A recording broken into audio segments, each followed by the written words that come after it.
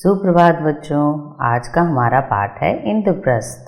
अब तक की कहानी में हमने जाना कि द्रौपदी का जो है विवाह हो गया है अर्जुन के साथ और सभी लोग जो है अभी राजा द्रुपद के यहाँ हैं। उनके जीवित होने की खबर अब हस्तिनापुर पहुँच चुकी है। उसके आगे की कहानी आज हम पढ़ते हैं। इंद्रप्रस्थ में द्रौपदी के स्वयंवर में जो कुछ हुआ था उसकी खबर जब हस्तिनापुर पहुँची तो विदुर बड़े खुश हुए। धृतराष्ट्र के दौड़े गए और बोले, पांडव अभी जीवित हैं। राजा द्रुपद की कन्या को स्वयंवर में अर्जुन ने प्राप्त किया है। पांचों भाइयों ने विधि पूर्वक द्रौपदी के साथ ब्याह कर लिया है और कुंती के साथ वे सब द्रुपद के यहाँ कुशल से हैं। यह सुनकर धृतराष्ट्र हर्ष प्रकट करते हुए बोले, भाई विदुर, तुम्हारी बातों से मुझे असीम आनंद हो रहा है। राजा द्रुपद की बेटी हमारी बहू बन गई है, यह बड़ा ही अच्छा हुआ। उधर दुर्योधन को जब मालूम हुआ कि पांडवों ने लाख के भीषण आग से किसी तरह बचकर 1 बरस तक कहीं छिपे रहने के बाद अब पराक्रमी पांचाल राज की कन्या से ब्याह कर लिया है और अब वे पहले से अधिक शक्तिशाली बन गए हैं, तो उनके प्रति उसके मन में ईर्ष्या की आग और भी ज़्यादा तेज हो गई, प्रबल हो गई। दबा हुआ जो बैर था, शत्रुता थी, फिर से जाग गई। दुर्योधन और दुशासन जो है दोनों जाते हैं शकुनी मामा को अपना दुखड़ा सुनाने। कहते हैं, मामा अब क्या करें, अब तो द्रुपद कुमार धृष्टद्युम्न और शिखंडी भी उनके साथी बन गए हैं। चलिए इस खंड से जो आपके प्रश्न बनते हैं उत्तर दीजिए। विदुर ने धृतराष्ट्र से क्या कहा? समय आपका शुरू होता है अब।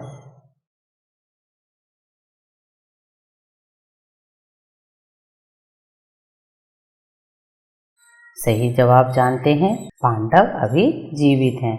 अगला प्रश्न, पांडवों को जीवित जानकर कौन हर्ष प्रकट करते हैं? आपका समय शुरू होता है अब।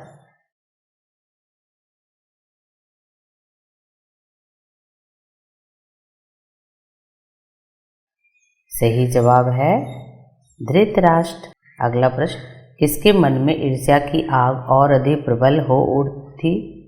आपका समय शुरू होता है अब। शीघ्र जवाब दें। बहुत अच्छे, सभी का जवाब सही आ रहा है। सही जवाब दुर्योधन। अगला प्रश्न, दुर्योधन ने अपना दुखड़ा किसको सुनाया? समय शुरू होता है अब।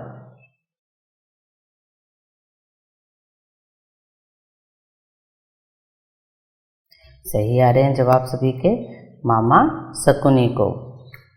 आगे की कहानी जानते हैं। उसके बाद कर्ण और दुर्योधन धृतराष्ट्र के पास गए और एकांत में उनसे दुर्योधन ने कहा, पिताजी जल्दी ही ऐसा कोई उपाय करें जिससे हम सदा के लिए निश्चिंत हो सकें। धृतराष्ट्र ने कहा, बेटा तुम बिल्कुल ठीक कहते हो, तुम ही बताओ अब क्या करना चाहिए।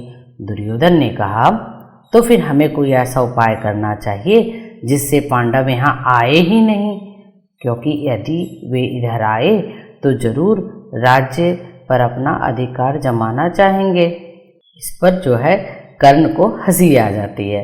उसने कहा, दुर्योधन अब 1 साल बाहर रहने और दुनिया देख लेने से उन्हें काफ़ी अनुभव प्राप्त हो चुका है।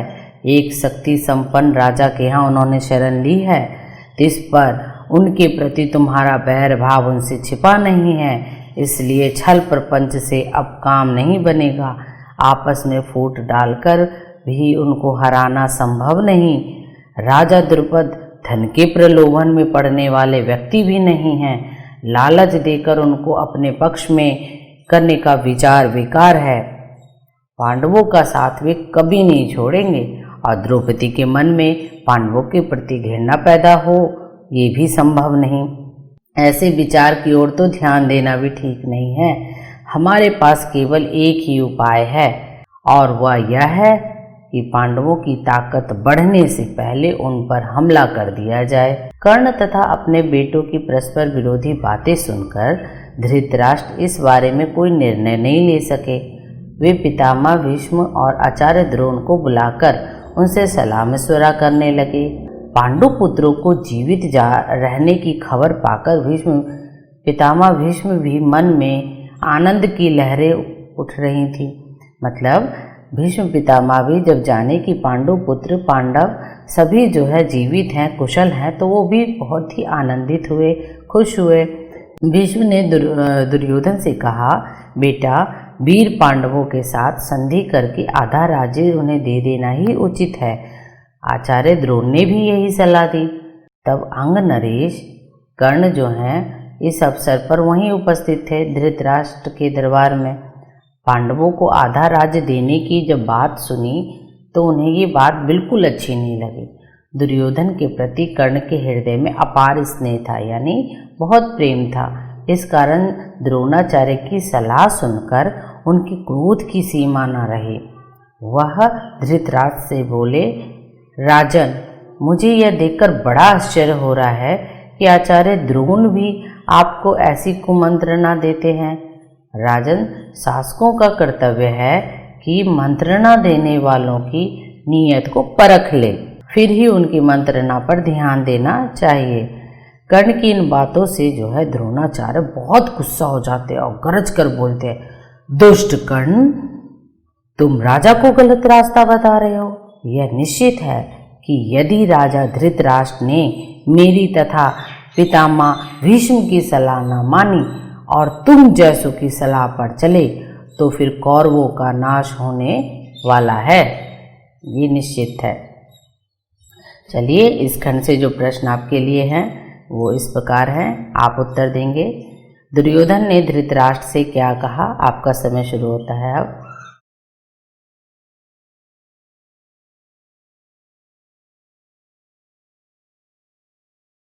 समय समाप्त। सही उत्तर है, ऐसा उपाय करें जिससे हम सदा के लिए निश्चित हो सके। अगला प्रश्न, पांडव इधर आए तो जरूर राज्य पर अपना अधिकार जमाना चाहेंगे, ये किसने कहा था? आपका समय शुरू होता है अब।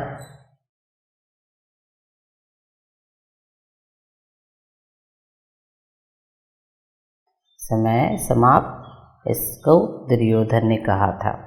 अगला प्रश्न, संधि करके आधा राज्य दे देना ही उचित है, यह किसने कहा? आपका समय शुरू होता है अब।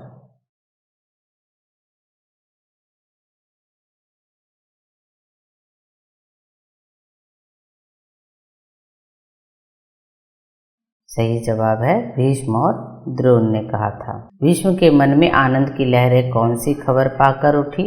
समय शुरू। जवाब दीजिए शीघ्र। आपकी समय सीमा समाप्त होती है। इसका सही जवाब है पांडु पुत्रों के जीवित रहने की। आगे की कथा सुनते हैं। इसके बाद धृतराष्ट्र ने धर्मात्मा विदुर से सलाह ली। विदुर ने कहा, हमारे कुल के नायक भीष्म और आचार्य द्रोण ने जो बताया है वही श्रेयस्कर है। कर्ण की सलाह किसी काम की नहीं। अंत में सब सोच विचार कर धृतराष्ट्र ने पांडु के पुत्रों को आधा राज्य देकर संधि कर लेने का निश्चय किया और पांडवों को द्रौपदी तथा कुंती सहित सादर लिवा लाने के लिए विदुर को पांचाल देश भेजा। विदुर पांचाल देश को रवाना हो गए, चले गए। पांचाल देश में पहुंचकर विदुर ने राजा द्रुपद को अमूल्य उपहार भेंट करके उनका सम्मान किया और राजा धृतराष्ट्र की तरफ से अनुरोध किया कि पांडवों को द्रौपदी सहित हस्तिनापुर जाने की अनुमति दें। विदुर का अनुरोध सुनकर राजा द्रुपद के मन में शंका हुई। उनको धृतराष्ट्र पर विश्वास न हुआ, सिर्फ इतना कह दिया कि पांडवों की जैसी इच्छा हो वही करना ठीक होगा। तब विदुर ने माता कुंती के पास जाकर अपने आने का कारण उन्हें बताया। कुंती के मन में भी शंका हुई कि कहीं मेरे पुत्रों पर फिर से कोई आफत ना आ जाए। विदुर ने उन्हें समझाया और धीरज देते हुए कहा, देवी, आप निश्चिंत रहें, आपके बेटों का कोई कुछ नहीं बिगाड़ सकेगा। वे संसार में खूब यश कमाएंगे और विशाल राज्य के स्वामी बनेंगे। अब सब वे खटके हस्तिनापुर चलिए। आखिर द्रुपद राजा ने भी अनुमति दे दी और विदुर के साथ कुंती और द्रौपदी समेत पांडव हस्तिनापुर को रवाना हो गए। उधर हस्तिनापुर में पांडवों के स्वागत की बड़ी धूमधाम से तैयारियां होने लगी। जैसे कि पहले ही निश्चय हो चुका था, युधिष्ठिर का यथाविधि राज्याभिषेक होगा और आधा राज्य पांडवों के अधीन कर दिया गया। राज्याभिषेक के उपरांत युधिष्ठिर को आशीर्वाद देते हुए धृतराष्ट्र ने कहा, बेटा युधिष्ठिर, मेरे अपने बेटे बड़े दुरात्मा हैं, मतलब बुरी सोच वाले हैं। एक साथ रहने से संभव है कि तुम लोगों के बीच बैर भाव बढ़े। इस कारण मेरी सलाह है कि तुम खांडवप्रस्थ को अपनी राजधानी बना लेना और वहीं से राज करना। खांडवप्रस्थ वह नगरी है जो पुरु, नहुष एवं अयाति जैसे हमारे प्रतापी पूर्वजों की राजधानी रही है। हमारे वंश की पुरानी राजधानी जो है खांडवप्रस्थ ही थी। उसको पुनः बसाने का जो श्रेय है तुम्हें ही प्राप्त होगा। धृतराष्ट्र के मीठे वचन को सुनकर पांडव उन्हें मान लेते हैं और खांडवप्रस्थ के भग्नावशेषों पर जो कि उस समय तक निर्जन वन बन चुका था, निपुण शिल्पकारों की मदद से एक नए नगर का निर्माण करवाते हैं। सुंदर भवनों के निर्माण, अभेद दुर्गों आदि से सुशोभित उस नगर का नाम पांडव इंद्रप्रस्थ रखते हैं। इंद्रप्रस्थ की शान एवं सुंदरता ऐसी हो गई कि सारा संसार उसकी प्रशंसा करते न थकता था। अपनी राजधानी इंद्रप्रस्थ में द्रौपदी और माता कुंती के साथ पांचों पांडव 23 वर्ष तक सुखपूर्वक जीवन बिताते हुए न्यायपूर्वक राज्य करते रहे। आज की इस कहानी से जो आपका प्रश्न बनते हैं कुछ इस प्रकार से हैं। पांडवों ने खांडवप्रस्थ का नाम बदलकर क्या रखा था? उत्तर दीजिए, समय शुरू होता है। और बिल्कुल सही जवाब आ रहे हैं सभी के, इंद्रप्रस्थ रखा था। अगला प्रश्न, पुरुष और नहुष अयाति कौन थे?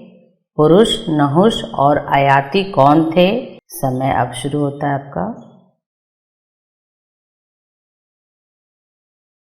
सही जवाब आ रहे हैं सभी के, कौरवों और पांडवों के प्रतापी पूर्वज। अब इस पाठ से संबंधित जो प्रश्न उत्तर बनते हैं वो आगे देखेंगे, लेकिन उससे पहले पाठ में आए जो कठिन शब्द हैं कुछ इस प्रकार से हैं। छल प्रपंच, कपट, प्रलोभन, लालच, संधि, समझौता, अपार, अत्यधिक, कुमंत्रणा, बुरी सलाह, श्रेष्ठकर, कल्याणकारी। अमूल्य क्या होता है? कीमती।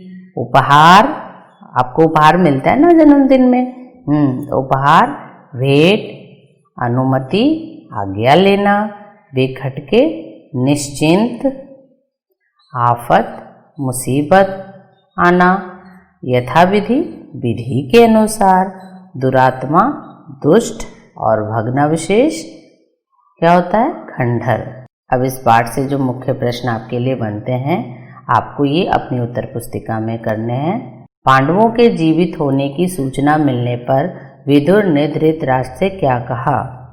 सभी को अच्छी तरह पता है, सभी लिखेंगे। विदुर ने धृतराष्ट्र को पांडवों के जीवित होने और द्रुपद कन्या से पांचों भाइयों के विवाह होने की सूचना दी। अगला प्रश्न है, पांडवों के जीवित होने की सूचना पाकर दुर्योधन की क्या प्रक्रिया थी? उत्तर जानिए।